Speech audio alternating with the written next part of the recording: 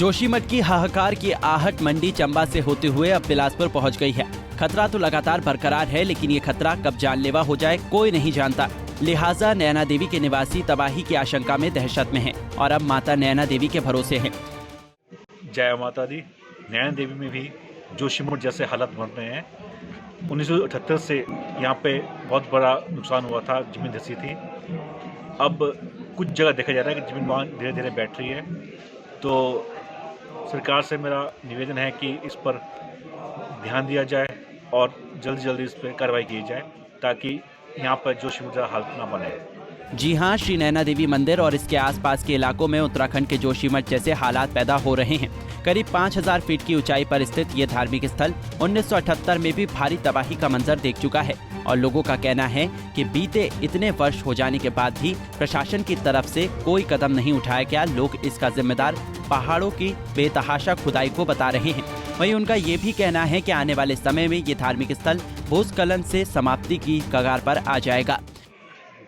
मेरी हिमाचल सरकार से निवेदन है कि सन 1978 में बहुत बड़ा लैंडस्लाइड हुआ था, जिसमें बहुत सारे लोगों का घर जो है वो बह गया था और वो बेचारे इधर उधर रहे। और नैना देवी में आबादी में भी दरारें आ गई थी और कईयों के घर अभी भी असुरक्षित है। तो यहाँ जो पानी का जो निकास है वो सही नहीं है और जो कार्य इधर उधर लगाए हुए हैं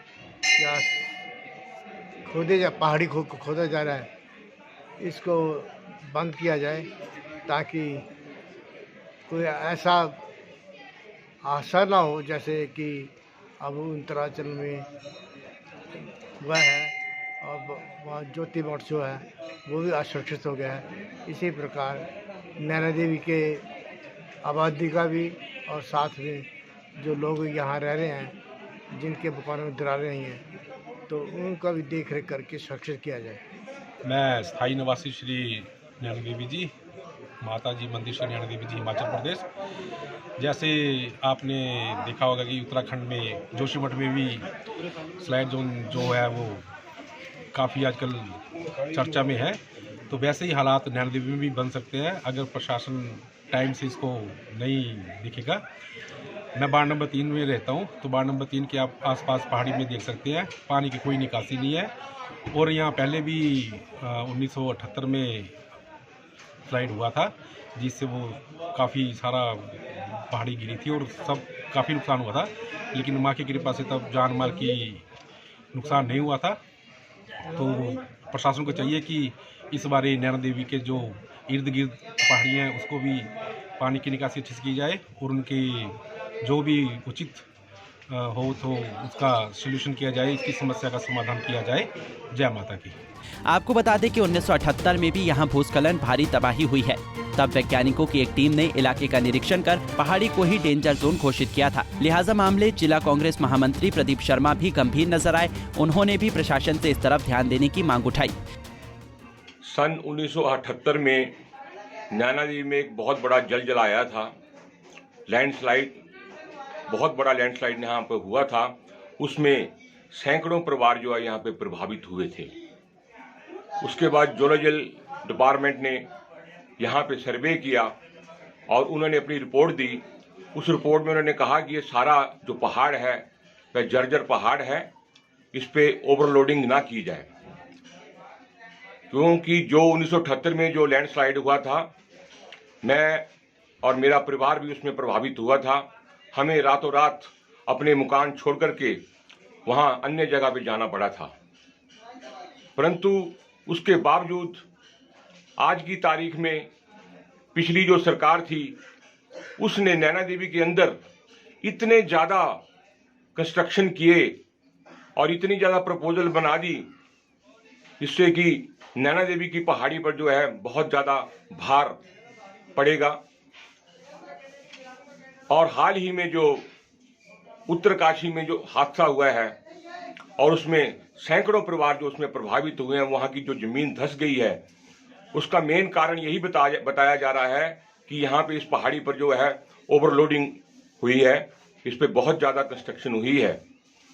तो मेरा सरकार से निवेदन रहेगा कि आने वाले समय में नैना देवी में जो नैना देवी की जो पहाड़ी है इसके ऊपर कंस्ट्रक्शन बिल्कुल बंद कर दी जाए। अनावश्यक जो यहाँ पे चीजें की जा रही हैं उनको टोटली बंद किया जाए, ताकि यहाँ के और नैना देवी के लोगों को किसी किस्म की कठिनाई का सामना न करना पड़े और जो विश्व विख्यात यहाँ का जो मंदिर है उस पर कोई किसी किस्म की जो है वो खतरा ना हो। वहीं इस मामले पर पूर्व विधायक रामलाल ठाकुर का कहना है कि वो कई बार इस मुद्दे को उठा चुके हैं। पूर्व सरकार पर सवाल उठाते हुए उन्होंने कहा कि न सरकार ने और न ही प्रशासन ने इस तरफ कोई ध्यान दिया। हालांकि समय समय पर लोगों के द्वारा ये मांग उठती रही है कि इस धार्मिक स्थल के बचाव के लिए पहाड़ों की खुदाई, वृक्ष का कटान बंद किया जाना चाहिए।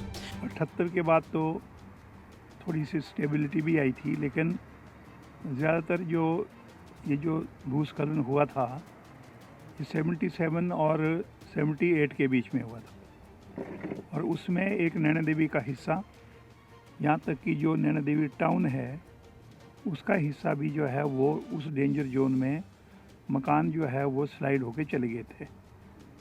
गवर्नमेंट ने उनकी रिहेबिलिटेशन का काम चलाया, उनको अल्टरनेटिव साइट दी, कईयों को दी, कईयों को नहीं मिली। लेकिन उसके बाद ये हुआ कि जब जियोलॉजिकल डिपार्टमेंट ने जो सर्वे किया, उस सर्वे के मुताबिक जो रिपोर्ट म्यूनिसिपल कमेटी में डिस्ट्रिक्ट एडमिनिस्ट्रेशन में पड़ी है, उन्होंने कहा था कि नैना देवी जो है वो उसका एक हिस्सा जो है वो डेंजर जोन में है।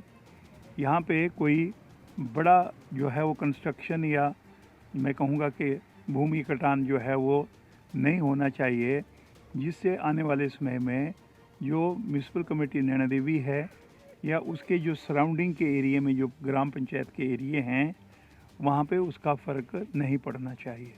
जो पैसा पड़ा हुआ है उसको खाने के लिए पूर्व सरकार ने ये जो आधारशिलाएं रखी, उन आधारशिलाओं के बारे में मैंने पहले भी कहा कि इसकी जुडिशरी इंक्वायरी होनी चाहिए कि कारण क्या है कि जिस जगह को आपने अनसेफ डिक्लेयर किया हुआ है, लोग उजड़े हैं, टोपा तक उसका प्रभाव पड़ा था।